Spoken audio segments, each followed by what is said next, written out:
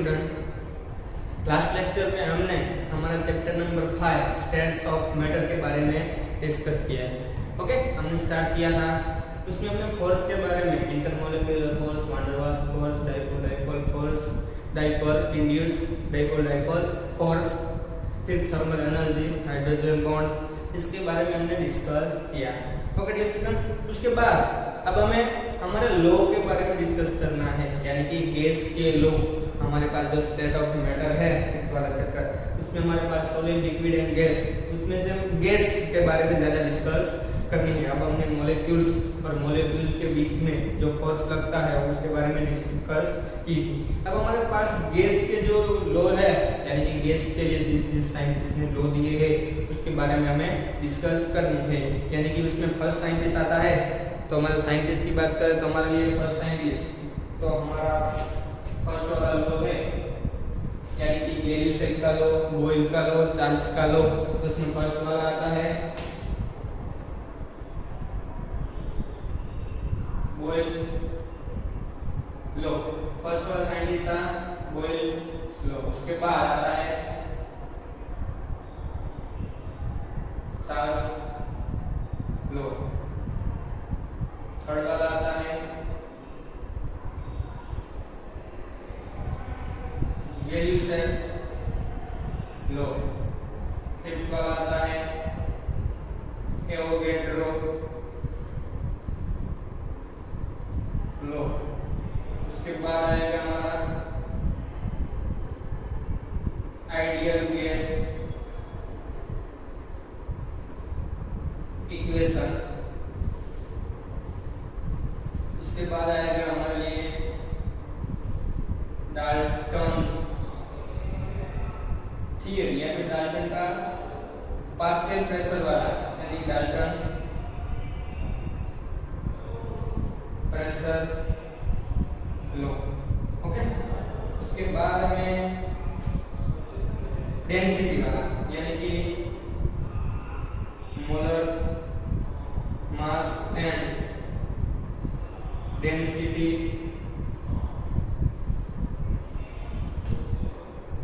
Relation.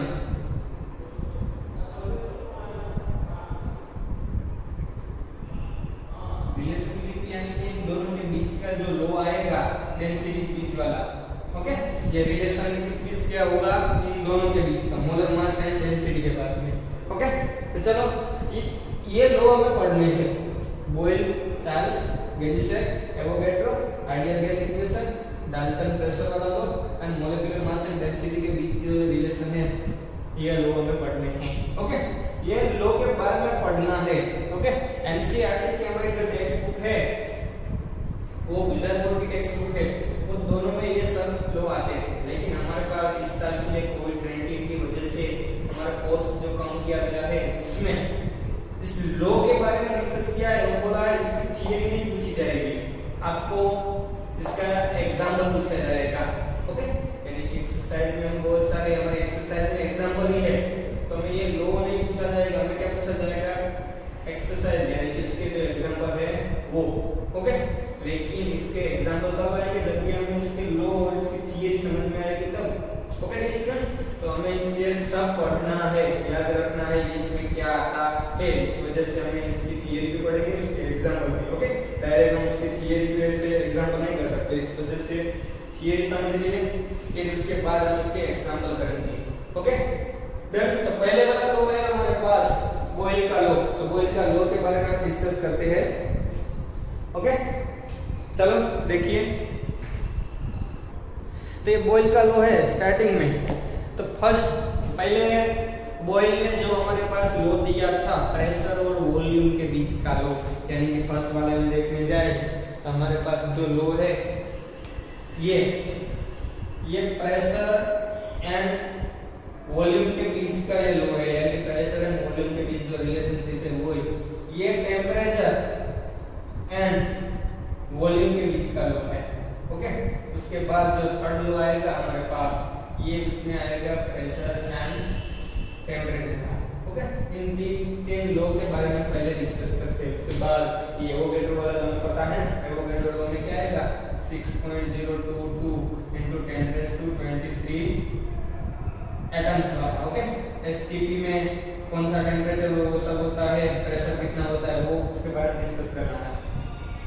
इसमें Avogadro. उसके बाद आइडियल गैस वाला आता है, तो उसमें हमारे पास आएगा PV is equal to nRT। इसको हमें प्रूव करना है कि कैसे आया, क्यों आया। PV is equal to nRT, उसमें P pressure, V volume, n mole, R is equal to gas constant, T is equal to temperature, कितना वो उसके बाद डिस्कस करना है। इसमें मोलर मास एंड D के बीच में कौन सा रिलेशन है उसके बारे में डिस्कस करना है। ओके स्टूडेंट, तो पहले जो बॉयल आया था तो उसने बोला कि प्रेशर और वॉल्यूम के बीच क्या डिफरेंट होता है, यानी कि उसके बीच का रिलेशन क्या है, प्रेशर बढ़ाया जाए तो वॉल्यूम में क्या फर्क पड़ता है। ओके स्टूडेंट, तो वो हमें एक्सप्लेन करना है। उसके बाद चार्ल्स आया, उसने बोला कि टेम्परेचर और वॉल्यूम के बीच में क्या रिलेशन है, टेम्परेचर बढ़ता है तो वॉल्यूम में क्या फर्क पड़ता है, क्या डिफरेंट होता है। फिर गैलिलियो ने भी बोला प्रेशर और टेम्परेचर बीच का लॉ क्या है। ओके, तो फर्स्ट वाला लॉ हम पढ़ते हैं, गैलिलियो वाला law. Okay,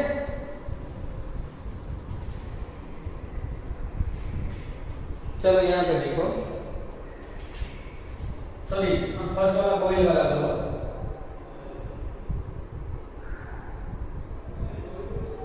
Boyle's law. Okay, ये लॉ हमने उसका। ओके जी स्टूडेंट, तो फर्स्ट में बॉयल ने क्या किया था, बॉयल का जो साइंटिस्ट था उसने बोला था कि प्रेशर एंड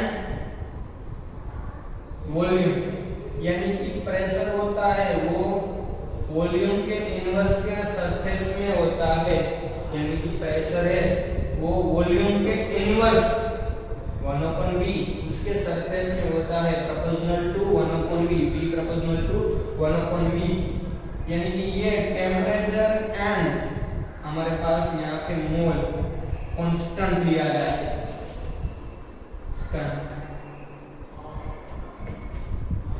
ओके कांस्टेंट है। जब टेम्परेचर एंड मोल दोनों किसी गैस के लिए अगर हम मोल फिक्स रखे जाए और उसका टेम्परेचर भी फिक्स रखे कांस्टेंट, तब उसका प्रेशर होता है वो V वॉल्यूम के इनवर्स के सरफेस में होगा, यानी कि P proportional to 1/v। Okay, यानी कि क्या होगा, अगर P कोई गैस के लिए ये दोनों फिक्स है तो P को हम इंक्रीज करेंगे तो उसका वॉल्यूम होगा वो डिक्रीज होगा, क्योंकि वो इनवर्स के सरफेस में है ना। P इंक्रीज होगा तो V कम होता जाएगा, डिक्रीज। अगर V इंक्रीज होगा तो P डिक्रीज होगा, यानी कि उस वजह से P proportional to 1/v, P होगा वो उसके वॉल्यूम के इनवर्स के सरफेस में होगा। ओके, तब ये प्रोपोर्शनल का सिंबल को हटाते हैं तो P is equal to K/V, K1 भी बोल सकते हो आप, कांस्टेंट है K1 K2 K3 ऐसे ही रखा होगा, लेकिन फर्स्ट वाला लो है तो उसमें K की जगह K1 रखा, दूसरे में K2 K3, दूसरा रिपोर्ट भी K2 थी उसमें K ही रखते थे, हम यहाँ पे K रखते हैं या फिर K1 रख सकते हैं। ओके, चलो K1 रख देते हैं। ओके, V को इस तरफ लाओ, PV is equal to K1। Okay, इसको हम इक्वेशन नंबर 1 बोल दो, इक्वेशन नंबर 1। ओके, वहां पे P क्या है, प्रेशर। ओके, V क्या है, वॉल्यूम। ओके, K1 क्या है, कांस्टेंट। ओके, T क्या है, टेम्परेचर।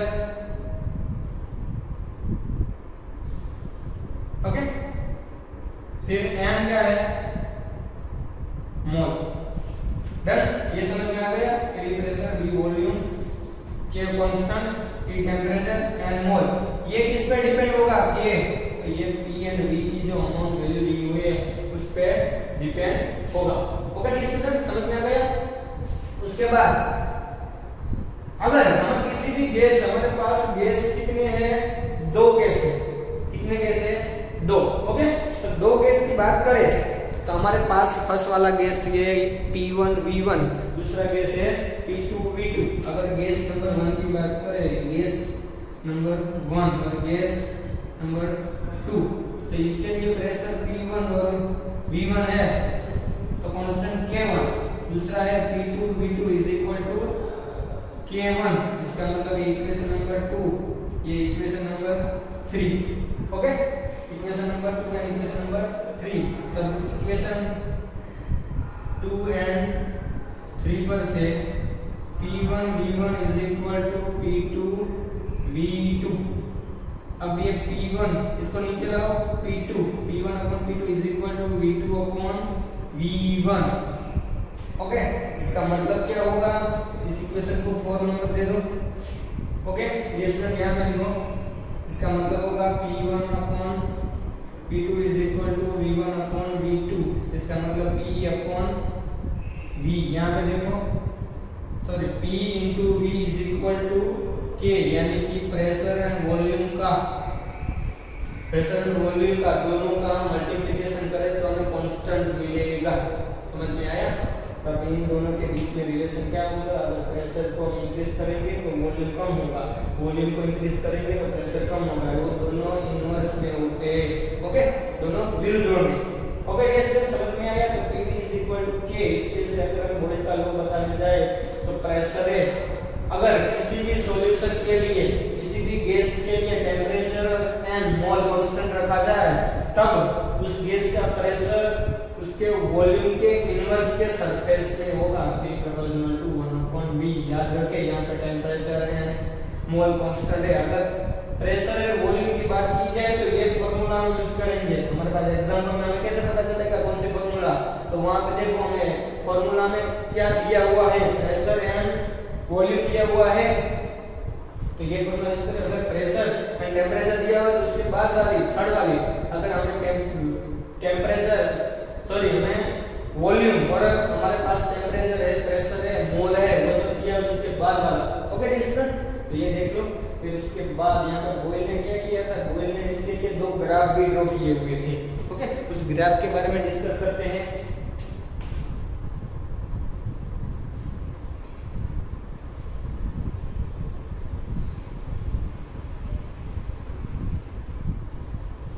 बॉयल ने इन दोनों के, हमारे पास क्या फॉर्मूला था, यहाँ पे तो गलत फॉर्मूला लिखता हूँ, PV is equal to K था, K1। ओके, तो फर्स्ट वाला उसने दो ग्राफ ड्रॉ किया, P वर्सेस V का, उसके बाद सेकंड वाला P वर्सेस 1/V का। ओके, दो ग्राफ ड्रॉ किए। चलो वो दोनों ग्राफ में ड्रॉ करता हूँ यहाँ पे। ये फर्स्ट वाला, ये सेकंड वाला। ये क्या था यहाँ पे, प्रेशर, इसमें बार में।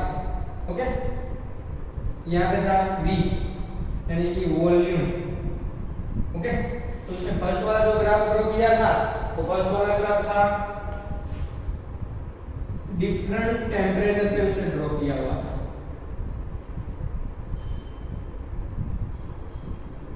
ओके, यानी 200 केल्विन और 100 केल्विन, 300 केल्विन। ओके, यानी कि अलग अलग टेम्परेचर पे उसने प्रेशर और वॉल्यूम के बीच का ग्राफ ड्रॉ किया था। उसके बाद उसने दूसरा ग्राफ ड्रॉ किया था P और 1/V, यानी कि 1/वॉल्यूम। वो ग्राफ उसे मिला था ऐसे स्ट्रेट लाइन, उसने अलग अलग टेम्परेचर पे T3 T2 T1, वहां पे होगा T3 greater than T2 greater than T1। Okay, समझ में आया? ये दोनों ग्राफ उसने ड्रॉ किया था हमारे पास बॉयल ने। इन ग्राफ को उसने नेम दिया था आइसोथर्म। ओके, तो याद रखें इन ग्राफ का नेम था आइसोथर्म। ओके, ये समझ में आएगा। उसने पहले P/V का, P/1/V का ग्राफ ड्रॉ किया, पहले अलग अलग टेम्परेचर रखा तो उसे ग्राफ ऐसे वक्र टाइप मिला। फिर उसने दूसरा ग्राफ 1/V का मिला तो उसे टेम्परेचर ऐसे ऐसे अलग अलग मिला, T3 ज्यादा, T2 कम, T1 उससे भी कम। ओके, इसका मतलब क्या हुआ, फर्स्ट वाला ग्राफ ड्रॉ किया तो ऐसे T3 पे ऐसा मिला, टेम्परेचर ज्यादा अगर उसने इन दोनों का रखा तो जैसे ये वो कम होता जाता है, जैसे जैसे टेम्परेचर कम होगा वैसे वैसे ये भी कम होता जाएगा, यानी कि चले से P proportional to 1/V। Okay student, ये हमारा बॉयल का लॉ है। तो फार्मूला याद रखें, PV is equal to K, यानी P1 V1 is equal to P2 V2। Okay student, उसके बाद हम चार्ल्स का लॉ पढ़ते हैं, ये पहले देख लो एक बार। उसके बाद हमें इसमें हमारे पास फार्मूला क्या थी, यहाँ पे देखो PV is equal to K था, अब इनमें डेंसिटी को फाइंड करते हैं। ओके, ये हमारा इक्वेशन नंबर फर्स्ट वाला था, इसको याद रखें। अब density D, D is equal to क्या है, मास बाय वॉल्यूम, यानी कि small m by v। Okay, small m by v। तो यहाँ पे v इज इक्वल टू क्या होगा, v को यानी कि d इज इक्वल टू क्या है, m बाय v। ओके, तो v को ऐसे v is equal to small m by d। Okay, इस वैल्यू को इसमें रख दो, pv is equal to k में pv v की जगह रखेंगे small m upon d। Okay, small m upon d is equal to k। Okay, अब देखो यहाँ पे हमारे पास d को इस तरफ जाने दो, pm is equal to k into d। तो d इज इक्वल टू, ये d इज इक्वल k को नीचे लाओ, p small m upon k। अब देखो ये दोनों कांस्टेंट है, उसकी जगह हम रख देते हैं k dash. Okay, k dash. Okay, यानी कि वहां पे k dash is equal to क्या रखा हमने, m बाय k। ओके, अब देखो इस k डैश यानी कि वो कांस्टेंट है d प्रोपोर्शनल टू p, इसका मतलब हुआ k को हटा दे तो यहाँ पे कौन सा सिंबल आ जाएगा, प्रोपोर्शनल का। k dash is equal to m by k, जो कांस्टेंट है, यानी कि डेंसिटी होती है वो हमारे प्रेशर के सरफेस पे होगी। ओके, इनवर्स पे नहीं, डेंसिटी उसके सरफेस में होगी, लेकिन हमारे पास यहाँ पे हमें देगा p proportional to 1/v, volume के इनवर्स के सरफेस में होगी। वॉल्यूम में डायरेक्ट डेंसिटी और प्रेशर का पूछा जाए तो भी ये डायरेक्ट याद रखना। ओके, हमने क्या किया, हमारे पास एक फॉर्मूला थी pv is equal to k, उसमें क्या किया हमने, v इज इक्वल टू यानी कि डेंसिटी के साथ हमें इसका रिलेशनशिप फाइंड करना था। तो पहले density is equal to mass by volume रखा, m बाय v। v को v हमारे पास था तो v की जगह v को फाइंड करें, v की जगह हमने स्मॉल m अपॉन d रख दिया। देखा, स्मॉल m अपॉन d, इसको यहां पे लाया k इनटू d, यानी कि फिर क्या किया, इसको फाइंड करना था, density is equal to k को नीचे लाया, स्मॉल m अपॉन k, ये पूरा कांस्टेंट है, उस वजह से हमने इसकी जगह k डैश रख दिया, k dash is equal to small m upon k। Okay, ये हो गया, small m upon k is equal to k dash, ये कांस्टेंट ही है हमारे पास, कांस्टेंट हटा देते हैं प्रोपोर्शनल का, प्रोपोर्शनल को हटा दो कांस्टेंट आता है। ओके, यानी कि d proportional to p, density always pressure के सरफेस पे। ओके स्टूडेंट, तो ये हमारा बॉयल का लॉ था, ग्राफ दोनों याद रखें, आइसोथर्मल वाला। उसके बाद हमारा चार्ल्स का लॉ पढ़ते हैं, सेकंड वाला लॉ कौन सा है, चार्ल्स। ओके, उसमें भी एक ग्राफ आएगा, उस ग्राफ के बारे में ये निकाल देता हूं, चार्ल्स का लॉ। चार्ल्स ने भी इस तरह से बताया कि चार्ल्स का लॉ है वो टेम्परेचर एंड वॉल्यूम के बीच ही, फर्स्ट वाला था याद रखे, प्रेशर और वॉल्यूम के बीच का था। ये सेकंड वाला हमारा लॉ है, वो यहाँ पे भी हमारे पास प्रेशर एंड मोल कांस्टेंट होगा। ओके, कांस्टेंट ये है, यानी कि ये हमारे पास है वो किसके बीच का है, T एंड V।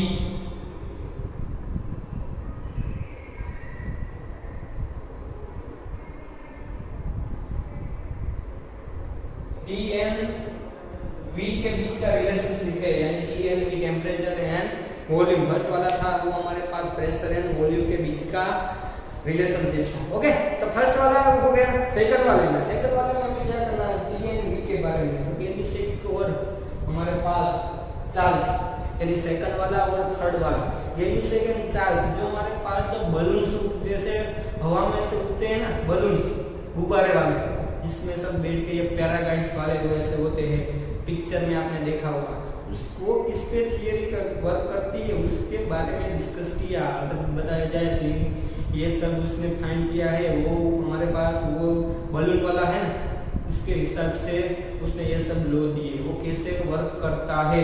जैसे जैसे वो बलून होता है ना, बलून में गैस होता है, जैसे जैसे गैस बढ़ेगा वैसे वैसे गैस की वजह से अपर साइड जाएगा, अपर साइड जाएगा तो प्रेशर कम होता है, तो उसमें क्या फर्क पड़ता है, टेम्परेचर ज़्यादा हो जाता है तो क्या करना पड़ता है, उस पे उसने वर्क किया हुआ था।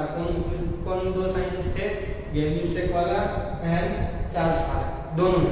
ओके, उसमें उन लोगों ने बताया कि हमारे पास टेम्परेचर और वॉल्यूम में क्या फर्क पड़ता है। ओके, चलो मैं कोई एग्जांपल देता हूँ। दोनों ने वर्क किया था ना, वो उस एग्जांपल के बाद में अगर आपके पास कार या बाइक्स या साइकिल है, ओके डियर स्टूडेंट, तो हमारे पास विंटर और समर, हमारे पास दोनों है। ओके, हमारे पास क्या होगा? तो हमारे पास समर में देखने जाए, ओके, तो समर में देखने जाए तो हमारे पास बहुत ही ज्यादा गर्मी होगी। ओके, टेम्परेचर हाई होगा। ओके, अगर विंटर की बात करें, विंटर में ऐसा होता है नहीं, विंटर में हमारे पास टेम्परेचर बहुत ही कम होगा, यानी कि प्रेशर, जब हमारे पास टेम्परेचर कम होगा तो वॉल्यूम में क्या फर्क पड़ता है, और हमारे पास टेम्परेचर ज्यादा होता है तब वॉल्यूम में क्या फर्क पड़ता है। ओके, तो पहले हम बात करते हैं समर की। अगर हमारे साइकिल या कार या बाइक्स के टायर ट्यूब होती है, उसमें एयर जो हम भरते हैं, एयर, ओके, वो हमने नॉर्मली भरी हुई होती है। ओके, अगर हम बाइक की बात करें तो बाइक की जो टायर ट्यूब होती है उसमें 30 अगर बात करें तो हमारे पास 30 या 35 एयर हम रखते हैं। लेकिन जब समर में टेम्परेचर ज्यादा होता है, उस वजह से क्या होगा, वॉल्यूम ज्यादा हो जाएगा गैस का। गैस के जो मॉलिक्यूल्स होते हैं वो अपनी जगह बड़ी कर लेते हैं, जगह ज्यादा रखते हैं। अगर हमने हमारे साइकिल या गाड़ी या हमारी जो बाइसिकल या हमारी जो टू व्हील है उसमें हमने एयर 30 भरी हुई है, तो अगर टेम्परेचर बढ़ेगा तो उसका वॉल्यूम बढ़ेगा, वो अपने आप 35 हो जाएगी। उस वजह से अगर हमारे पास समर में हमारी साइकिल या मोटरसाइकिल या कार में अगर हमें एयर ऑलवेज कम रखनी पड़ती है, टायर ट्यूब फट ना जाए उस वजह से। अगर उससे उल्टा अगर विंटर की बात करें तो अगर हमें टेम्परेचर कम होगा तो हमने जो एयर 30 भरी हुई है वो 30 की जगह 25 हो जाएगी, क्योंकि टेम्परेचर बढ़ता है ना तो वॉल्यूम कम होगा। ओके, वॉल्यूम कम होगा यानी कि साइज कम होगी किसकी, मॉलिक्यूल्स की। उस वजह से अगर हमने हमारे पास समर है तो साइज बड़ी होगी, टायर ट्यूब फटने की संभावना ज्यादा होती है। ओके, अगर हमारे पास विंटर है तो वो साइज कम होती है और हमारी एयर कम हो जाती है। उसने वर्क किया था। ओके, डन, तो हम समझते हैं। चार्ल्स ने क्या बताया? पॉसिबिलिटीज चार्ल्स ने वो बताई थी कि मेरे पास टी एंड वी बीच का डिफरेंस है। टेम्परेचर को ज्यादा किया जाए, टेम्परेचर बढ़ाऊंगा तो वॉल्यूम भी बढ़ेगा, टेम्परेचर कम होगा तो वॉल्यूम भी कम होगा, यानी कि टेम्परेचर है वो वॉल्यूम के सरफेस में होगा। टेम्परेचर होगा वो वॉल्यूम के सरफेस में होगा, ये बढ़ा तो ये बढ़ा, ये इंक्रीज हुआ इंक्रीज, ये डिक्रीज ये डिक्रीज। ओके, यानी विंटर में ये ज्यादा होता है तो ये भी ज्यादा हो जाएगा, तो टायर ट्यूब फटने की पॉसिबिलिटी ज्यादा हो जाती है।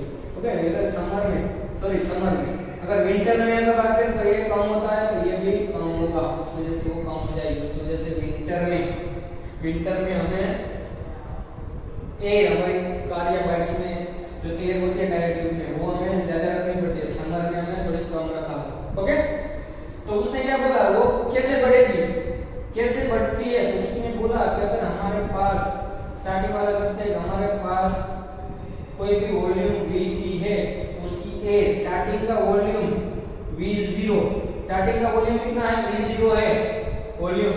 अगर टेम्परेचर को हम 1 डिग्री या 1 डिग्री टेम्परेचर बढ़ाते हैं या फिर 1 सेल्सियस, तो वो कितना वॉल्यूम बढ़ेगा? तो वो वॉल्यूम जितना था ना उसमें, वो जितना टेम्परेचर बढ़ाया ना उसका 273.15वां पार्ट, इसका वॉल्यूम का इतना पार्ट 273.15वां पार्ट इंक्रीज होगा। यानी कि जितना टेम्परेचर हमने बढ़ाया ना, जितना 1 सेल्सियस बढ़ाया तो उसका 273.15वां पार्ट वॉल्यूम इंक्रीज होगा। अगर इतना कम किया तो इतना कम होगा। ओके, समझ में आया? ये VT वो जिस टाइम पे हमने टेम्परेचर बढ़ाया है उस टाइम का वॉल्यूम, ये स्टार्टिंग का वॉल्यूम, ये टेम्परेचर, इसको T into T भी बोल सकते हैं, T into T टाइम पे। ओके, यानी कि जो टाइम पे हमने इंक्रीज किया है, टेम्परेचर बढ़ाया है, वो टेम्परेचर है। ओके, और ये 273.15 वाला है, वो हमारा केल्विन 0 सेल्सियस वाला स्टार्टिंग वाला।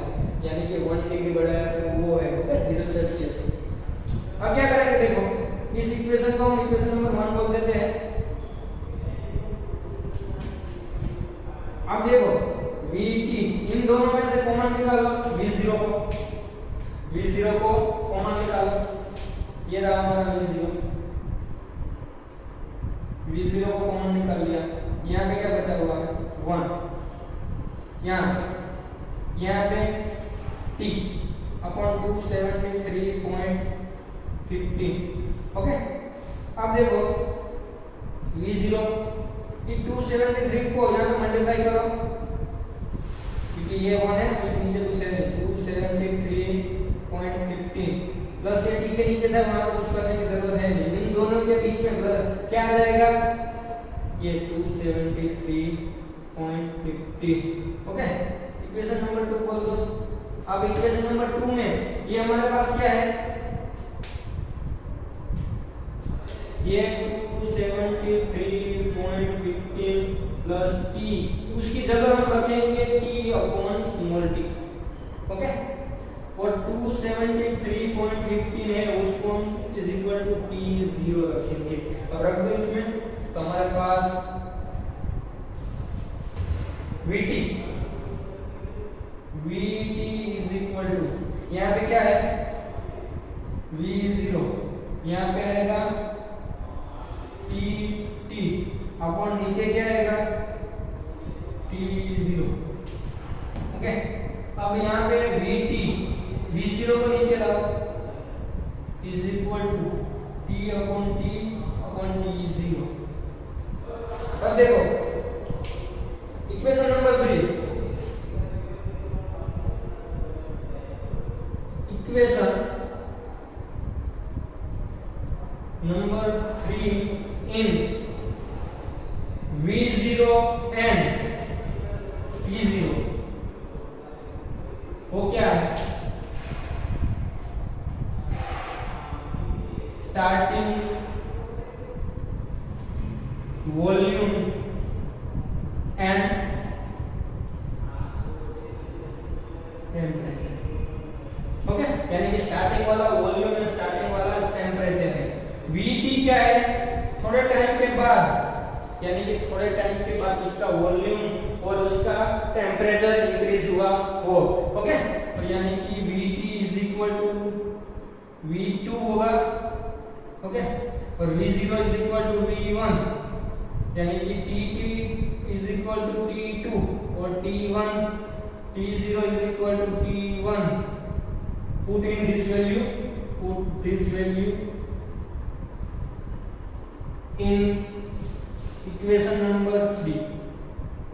ओके, इस वैल्यू को हम इक्वेशन नंबर 3 में रख देते हैं। VT is equal to V2, V0 is equal to V1 is equal to T2 upon T1। Okay, अब V2 है, नीचे V2 लाओ T2, तो V1 upon T1, equation number 4। क्या किया मैंने, ये V0 T0 यानी V0 जो स्टार्टिंग वाला वॉल्यूम, ये T0 यानी कि स्टार्टिंग वाला टेम्परेचर जब हमारे पास रूम टेम्परेचर में होता है वही, तो हमने इसको V1 बोल दिया, इसको T1। तो उसके थोड़े टाइम के बाद 5 मिनट के बाद टेम्परेचर इंक्रीज होता है तो उसे T2 बोला, तब वॉल्यूम जो चेंज होता है उसे V2 बोला। कुछ नहीं किया, V2 रख दिया, इसको V1, इसको T2, इसको T1, तो V2 upon T2, V1 upon T1। अगर देखने जाए तो V अपॉन T वही हुआ ना, V2 upon T2, V1 upon T1, यानी Vn अपॉन Tn। तो V अपॉन T इज इक्वल टू क्या होगा, कांस्टेंट। ओके, यानी कि V is equal to K into T, तो V proportional to T, K is equal to क्या होगा, ये K2 रख दो, K2 is equal to constant. Okay, V proportional to T। इस पे से चार्ल्स ने लॉ दिया कि हमारे पास जो वॉल्यूम होता है वो टेम्परेचर के सरफेस में होता है। देखा, volume surface temperature, temperature surface volume, समझ में आया। उसने प्रूव किया, उसके बाद लॉ दिया। ओके, इसकी डेफिनेशन क्या होगी कि अगर हमारे पास प्रेशर एंड मोल दोनों कांस्टेंट रखा जाए तो हमारे पास जो वॉल्यूम होता है वो अपने टेम्परेचर के सरफेस में होगा, या फिर टेम्परेचर होगा वो वॉल्यूम के सरफेस में होगा। यानी कि वॉल्यूम बढ़ेगा तो टेम्परेचर बढ़ेगा, टेम्परेचर बढ़ेगा तो वॉल्यूम बढ़ेगा। इससे पहले बॉयल वाला था, बॉयल में क्या बताया, वॉल्यूम बढ़ता है तो प्रेशर कम होता है, प्रेशर बढ़ता है तो वॉल्यूम कम होता है। उस यूनिवर्स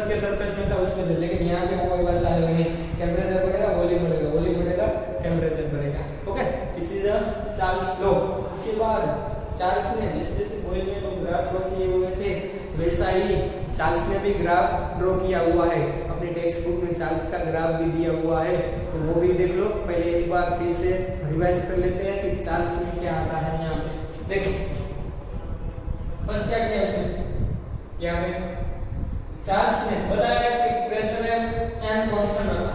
ओके, ये मैं क्यों लिख रहा हूँ पता है आपको, क्योंकि हमें एग्जांपल आएंगे ना, एग्जांपल में हमें फॉर्मूला पता होना चाहिए। कौन सा फॉर्मूला, गलत वाली फॉर्मूला थी वो यूज करें, p1 v1 p2 v2, कि ये फॉर्मूला हम यूज करें v/t, क्योंकि वहां पे देखना पड़ेगा हमें अपनी एक्सरसाइज में दिया क्या हुआ है, वॉल्यूम एंड टेंपरेचर दिया तो ये यूज करो, प्रेशर एंड वॉल्यूम दिया तो फर्स्ट वाला यूज करो।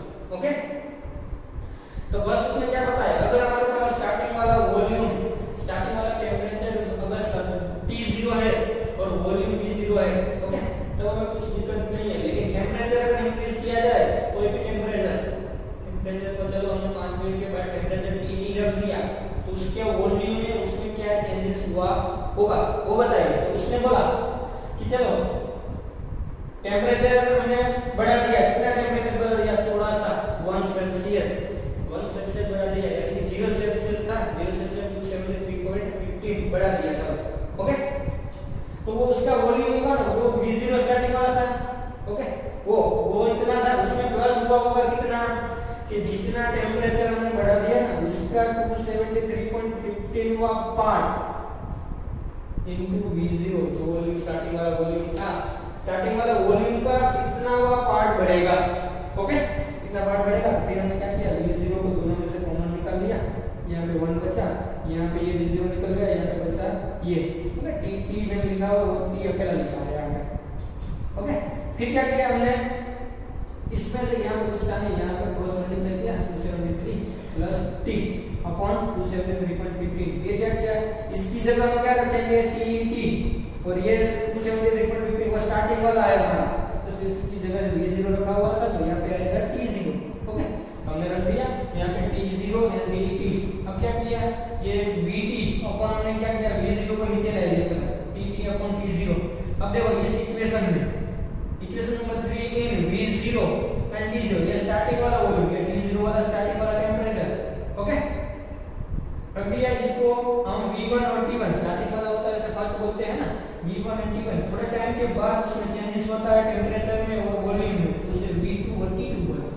ओके, यानी VT V2, TT T2, V0 V1, T0 T1 रख दिया, इस वजह से V2 V1, T2 T1। Okay, तो V2 T2 V1 T1, dot dot dot ऐसे आगे बढ़ता जाएगा, तो यहाँ पे क्या है, Vn Tn, कुछ भी V10 T10 ऐसे आएगा, यानी कि V T कांस्टेंट K, देखो यहाँ पे आ गया V K to T, V proportional to T, यानी कि V भी इंक्रीज होगा तो T भी इंक्रीज होगा, T इंक्रीज होगा तो V भी इंक्रीज, V डिक्रीज तो T भी डिक्रीज, यानी कि वॉल्यूम होता है वो टेंपरेचर के सरफेस में होगा, वॉल्यूम बढ़ेगा तो टेंपरेचर भी बढ़ेगा, टेंपरेचर बढ़ेगा तो वॉल्यूम भी बढ़ेगा। ओके, ये समझ में आ गया। उसके बाद चार्ल्स ने ग्राफ ड्रॉ किया हुआ था, वो ग्राफ देखो अपने टेक्स्ट बुक में कि उसने ग्राफ में क्या बताया था।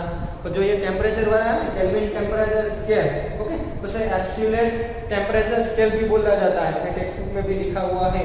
ओके, थर्मोडायनामिक स्केल में हमारा स्टार्टिंग होता है वो केल्विन 0 सेल्सियस 273.15 वाला।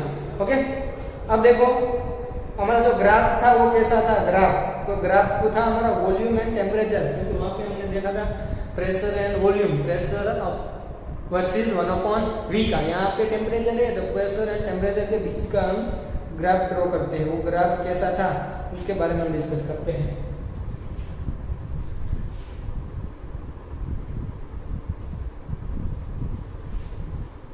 वो ग्राफ कुछ ऐसा था, फर्स्ट वाला जो वॉल्यूम वाला था, ओके, तो वो देखते जाइए।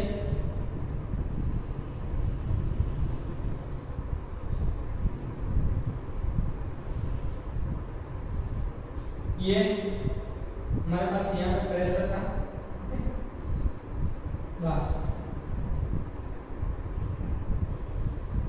टेम्परेचर, ओके,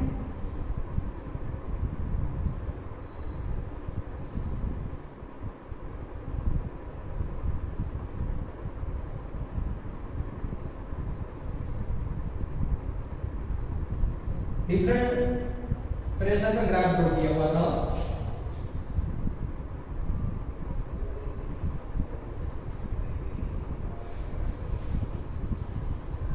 कोई एक जगह पे ये सब एक साथ ज्वाइन हो जाते थे, वो जगह थी उसको -273.15 बोलते थे। ओके, तो ये ग्राफ यहाँ पे हम देखते जाए तो यहाँ पे 0 सेल्सियस, 100 सेल्सियस, 200, 300 ऐसे जैसे लेफ्ट साइड आएगा उसे वो नेगेटिव होता जाएगा। ओके, ये स्टार्टिंग वाला P1, P2, P3, P4, P5, P1 always greater than P2, P3, P4, P5। Okay, ये हमने ग्राफ ड्रॉ किया हुआ है, हमारे पास प्रेशर वर्सेस टेम्परेचर का। Okay dear student, pressure versus temperature का ग्राफ ड्रॉ किया हुआ है हमारे डिफरेंट प्रेशर पे। ओके सर, ये हमारे पास है वॉल्यूम वर्सेस टेम्परेचर का है ना। प्रेशर कहाँ से आएगा हमारे पास, वॉल्यूम आएगा ना, वॉल्यूम। ओके, क्योंकि प्रेशर तो यहाँ पे है ना।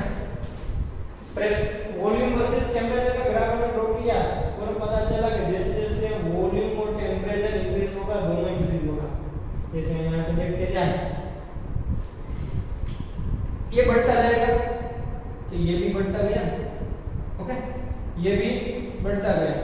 अगर ये यहाँ से डिक्रीज होता है तो ये भी डिक्रीज होगा।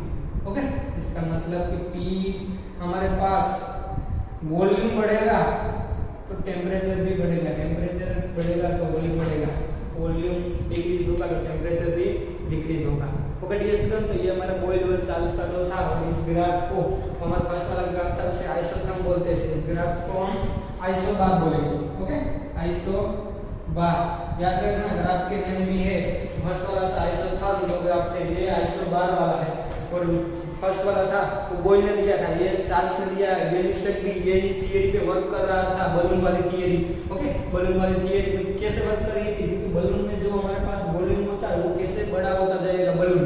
ओके, और टेम्परेचर उसमें क्या डिफरेंट करेगा, टेम्परेचर इंक्रीज होता जाएगा, क्योंकि वो टेम्परेचर वहां पे देखा है आपने, ऐसे बलून की ओर उसमें नीचे की ओर से हमारे पास ऐसे आग हमारे पास बढ़ती हुई टेम्परेचर बढ़ाया जाता है। जैसे जैसे हम उसमें क्या होता है, ऐसे आग निकलती होती है, पता है बलून्स में। उस वजह से टेम्परेचर बढ़ाने से क्या होता है पता है, टेम्परेचर बढ़ेगा तो वो वॉल्यूम होगा ना इसमें अंदर की साइड जो वॉल्यूम जिसका गैस हो गए, थोड़ा सा गैस होगा, अगर उसका टेम्परेचर बढ़ाया जाए तो उसकी साइज बढ़ेगी तो वो बलून बड़ा होगा तो वो उतनी ही तेज और नीचे हाइट पे जाएगा। ओके, अगर हमें नीचे आना है तो वो क्या करेगा, जो टेम्परेचर बढ़ा रहा है ना उस टेम्परेचर को वो आग बुझा रहा है ना, उसे थोड़ी सी कम कर देगा। जितनी आग ज्यादा करेगा टेम्परेचर बढ़ेगा। ओके, तो वॉल्यूम ज्यादा हो जाएगा जिसका गैस का, तो वो बड़ा होके हवा में चला जाएगा। वो अगर उसे नीचे आना है तो क्या करेगा, वो आग जो उसने टेम्परेचर बढ़ाया है उस टेम्परेचर को वो कम करेगा। उसमें गैस जो थे उसकी साइज कम हो जाएगी, उसकी साइज कम होगी तो वो धीरे धीरे नीचे की ओर आएगा। ओके, तो इस पे ये वर्क करता है। जैसे जैसे प्रेशर बढ़ता है, ओके, प्रेशर क्या कांस्टेंट है, वॉल्यूम बढ़ेगा किस पे, टेम्परेचर बढ़ाया जाए तो उसकी साइज भी बढ़ेगी, किसकी, बलून की। उस वजह से उसमें आग बताई जाती है, पता है वो आग, उसे दूर जाना पड़ता है तो वो आग ज्यादा कर देते हैं, अगर उसे नीचे आना है तो वो आग बंद कर देती है, धीरे धीरे वो नीचे आ जाएगा। ओके, तो ये चार्ल्स की और गैलिलियो भी उस पर डिपेंडेंट है। ये फर्स्ट वाला हमारा जो था वो volume surface pressure surface 1/v था, ये v प्रोपोर्शनल टू t है। अब किस पे आएगा, Vn P पे। ओके, Vn P पे, यानी कि टेम्परेचर को हम साइड में रख देंगे। अब आएगा Pn V के बीच का लो। ओके डियर स्टूडेंट, सॉरी ये v तो आ गया, ये T पे आएगा। ओके, क्योंकि ये v दो बार आ गया, ये P एक बार आया, फिर T एक बार आएगा। Pn T पे टेम्परेचर एंड प्रेशर वाला। ओके, तो ये इसके बारे में हम आगे डिस्कस करते हैं। Thank you.